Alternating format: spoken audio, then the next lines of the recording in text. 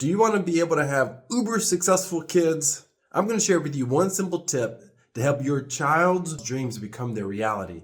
And it's really one simple strategy that we're going to use, or a collection of techniques that's focused on one very simple strategy. Hey, my name is Jackie O'Quinn. I'm a trainer here with Destiny Global. We bring you live success tips every other week completely for free. Make certain you're following this page. Make certain that you share these tips if you get any value at all.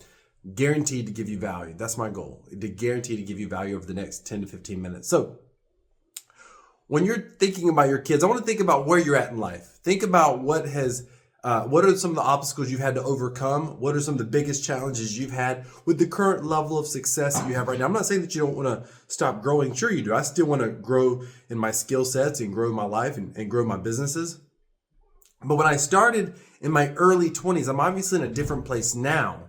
So we're talking about recognizing where we're at today, recognizing where we started out at 18, 19, 20, 21, 22, even 25, the amount of growth that we have. If you could think of one thing that could give you an unfair advantage, that could speed up your growth to accomplish the things that you accomplish now. You know, for me, I came from a background, I had an abusive past. My father passed away when I was 9. My stepfather ended up coming into my life, and he ended up being verbally and physically abusive to us. And then in my early 20s, I ended up, not even my early 20s, at 19 years old, I left home. I slept on another family's couch who I didn't even know. It's a crazy story. Eventually ended up going through college. It took me like 5 years to get a 2-year degree. Crazy story. Eventually, I became a registered nurse, and then I started a journey of starting a part-time business. Struggled, failed, but eventually made my first $1 million in business after attending a live training event called First Steps to Success. The same training events that we do here with Destiny Global. The next one's coming up March 25th, 26th, and 27th. Maybe we'll see you there. But after earning my first $1 million, then I went on and ended up, our organization ended up doing over $100 million. That was a long ways from starting out as a 9-year-old whose father passed away. And listen, this is just my journey. You have your own journey in life, your own trauma, your own abuse, your own hurt, your own abandonment, whatever issues you have in your life. But then we're parents and we have kids. And we want our kids to be successful. So I want to share with you the number one strategy, and you're going to be able to relate to some of this. The number one strategy, or the number one thing that we need to do for our kids is we have to protect their mindset. We have to try to prevent them from having limiting beliefs. We have to prevent them from being in a place where they think they can't succeed or they struggle. We have to prevent them from having self-doubt. We need to do the best we can to limit the lack of confidence that they're going to have in their own lives. This is important for our kids, that we protect their mind. The number one thing that we have to do, and me and my wife talk about this all the time with our own kids, and that we have to do with our kids to be able to put the odds in their favor, is we have to protect their mindset. We have to try to prevent them from having the same mental struggles. Listen, when the key to success, I truly believe it's a battlefield of the mind. It's overcoming our limiting beliefs, overcoming habits of procrastination. And so many times you can track that back to how we think about our life and how we think about ourselves. So we can create kids that have the most healthy, confident mindsets, then we radically increase the odds they have success. So I'm gonna give you four quick strategies right now to help you protect your kids' mindsets. Mindsets that allow them to dream. Mindsets that allow them to have ambition. Mindsets that allow them to believe the impossible can become possible. Listen, your kid says, I want to be president of the United States, or I want to be prime minister of our country, or I want to be a great inventor or an extraordinary businessman. As parents, it can blow our minds, particularly if that's way more than we've done. And if we're not careful, we can say things like, oh, don't be a dreamer. Oh, that's wishful thinking. That's not who we are. And maybe we've struggled with some of those mindsets ourselves, but we don't want to put our own limiting beliefs on our kids, because you know what? Somebody becomes president or prime minister. Somebody ends up creating that business that's going to transform the world. Somebody becomes a CEO of that Fortune 500 company. Someone becomes a celebrity athlete. Someone becomes a celebrity actor or actress. Somebody does those things, and it could be our kids, but we have to protect that mindset, that young mindset as it's forming. It's almost like inside of our brain is this potting soil. And everything that gets said and spoken in every experience creates a seed. And that seed can be a seed of a positive growth, or it can be a seed of weeds that can infect the mind of success.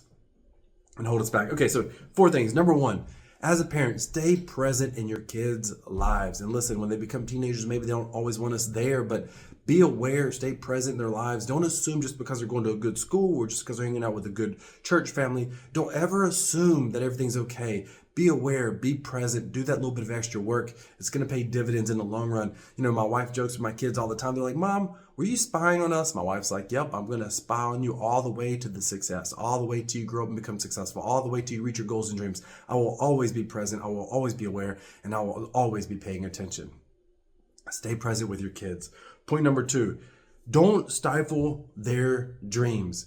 A couple things on this, and I alluded to this a minute ago. If your kids say something like, I want to become, this famous football player, and you're like, they're struggling on Pee Wee League.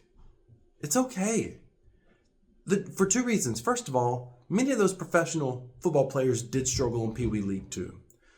But the other thing is that sometimes it's the desire to become the professional football player that may keep them playing on Pee Wee League.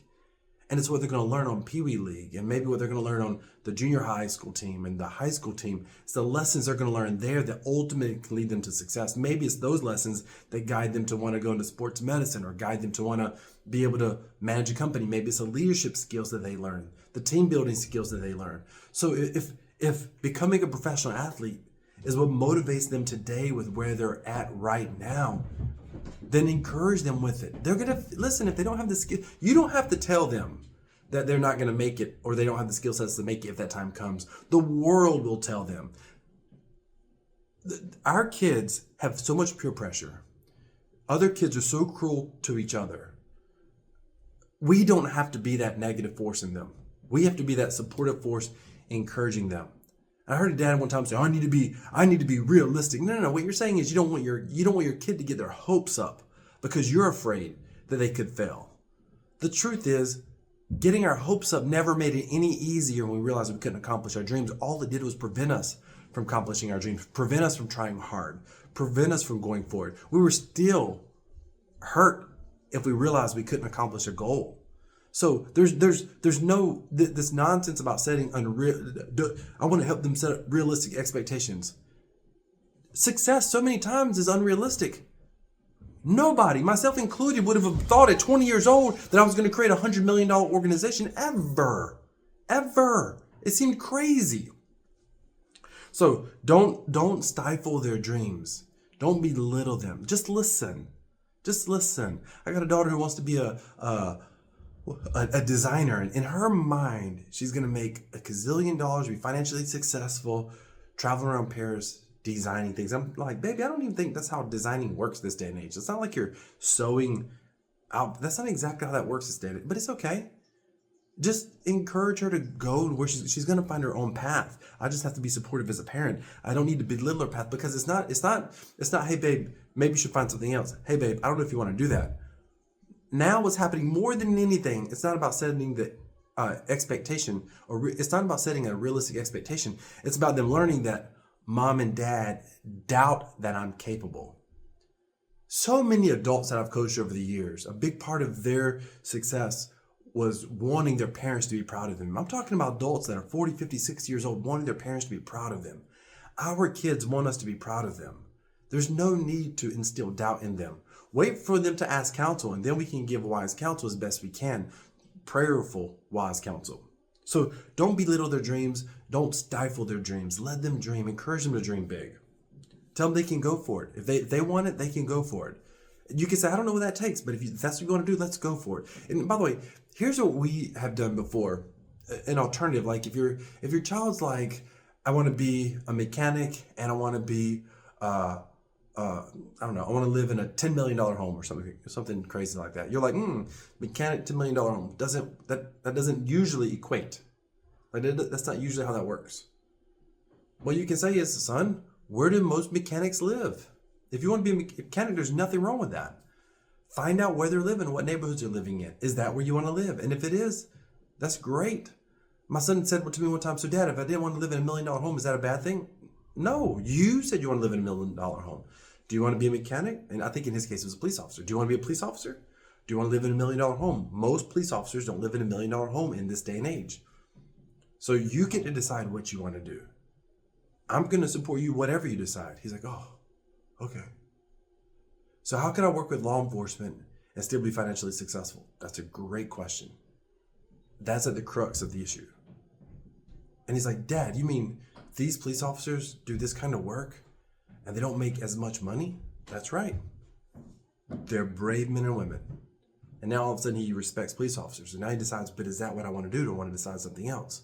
So it's the questions that you can sometimes ask your kids to help them problem solve. But at the same time, be careful belittling what they're doing. All right. Number 2, encourage them. Oh, I got 5 strategies. Number 3. Number 1 was stay present in their lives. Number 2, don't stifle their dream. Number 3, encourage them to be greater than you are. So I tell my kids this all the time. My son, from a young age, we were racing. I said, son, one day you're going to be faster than me. He starts business and he's like, Dad, I made X amount of dollars. How much did you make? I was like, it don't matter. One day you're going to make way more than me. Dad, you don't want me to do, one time he said to me, he says, he's got a competitive streak. And he's like, Dad, you don't want me to do X, Y, and Z, do you? And I forget what it was. And I said, why does that matter? He goes, because Dad, then I would be more successful than you. And I said, no. And it's crazy that my son still has that limiting belief. He thinks that somehow I don't want him to surpass me. Probably because he sees a little bit of competition in his heart. That's okay. And I said, son, how many times have I told you you could run faster than me one day? How many times have I told you you're going to be stronger than me? How many times have I told you you're going to make more money than me? No, son, you don't understand. I only succeed in my best self as a parent if I can help you achieve more than I've ever achieved, more than I'm ever going to achieve. So I don't want my son living in my shadow or my daughter living in my shadow, thinking I've done extraordinary things. There's no way they can do these things. So early on, I've told them, you can do more than me. We want you to do more than me. We want you to make more. We want you to do more. We want you to have a better marriage. We want you to have a bunch of kids if that's what you want. So encourage your kids that they can be greater than you are. Number 4. Okay, this is a big one. These next 2 are really, really important. Number 5 is great, but number 4 is strong right here. I'm going to just build on number 5 with this one right here. Compliment them as much as you can. So there's a school of thought out there in some certain circles, like you shouldn't tell your daughters they're beautiful, your sons are handsome. And the idea is you don't want to create an unhealthy vanity metric inside of your kids. But I think that's such garbage because most young girls don't think they're beautiful. Most young men don't think they're strong enough. Most of us struggle with insecurities. Why would I not do everything I can? Because the whole unhealthy vanity thing that we're worried about as parents, what's unhealthy is not having a confident belief in who you are. What's unhealthy is thinking that you'll never be beautiful. That's what's unhealthy. Whether your child thinks they're beautiful or not isn't even an unhealthy part. It's how they internalize that. How do they internalize that? Is it seen as an insecurity, and what does that look like? Or is it just some sort of a stated fact, Here's the thing. We encourage our kids all the time. I tell them, I tell my daughters especially, you're beautiful. You are absolutely beautiful. Do you know why you're beautiful? Why? Because God made you that way. You're smart. Anytime they're in school, anytime I can find a reason to tell them they're smart, they're intelligent, they're gifted, they're athletic, they've got a great purpose in their lives. And I always say, if you want to do something extraordinary in life, you're going to be able to do it. I don't ever tell them it's going to come upon them without work and hard work and effort. I'm like, listen, if you want to be extraordinary, you're gonna be able to do it. If you want to, my kids do jiu-jitsu. If you want to be champion of the world, you're gonna be able to do it. But you got to want it. You got to work harder than everybody else. You've got to want it more than everybody else, and you've got to pray for talent and that your talent develops the way that you want it to. And you've got to be willing to do those extra push-ups and sit-ups and go to those extra practices if that's what you want. But if you want it, you can do it. And letting them know that it's more than just I'm proud of you. It's complimenting them as much as you can. Be their biggest cheerleader in their life. One thing that I'll never forget, my wife always says about her mother, she said, my mom always believed I could do anything. And that's what we want. We want them to believe. We want them to know that we believe they can do anything. If no one else is in their corner, if no one else believes in them, we believe that they can accomplish the goals they have in their heart. Number 5, this is a biggie right here. Put them in an environment of success. Listen, we are all products of our environment. This is so important. How many of you know that you've been in some bad environments in your life? How many, like, I've been in some bad environments. Let me hear in the comments. I've been in some bad environments. Let me know, have you also been in some good environments? In the comments, let's do this. Let me know where was one of your best, most positive environments that you were ever part of as you were growing up. Maybe it was a church group, maybe it was your family, maybe it was a friend's family, maybe it was whatever group it was a part of that was a good, positive environment that you experienced at some point in your life. Put it down in the comments. Many of us can agree that those positive experiences shape us. They make us better. We want to maximize the time that our kids are in those positive experiences. There's a saying, biblically, there's a saying that talks about iron sharpening iron.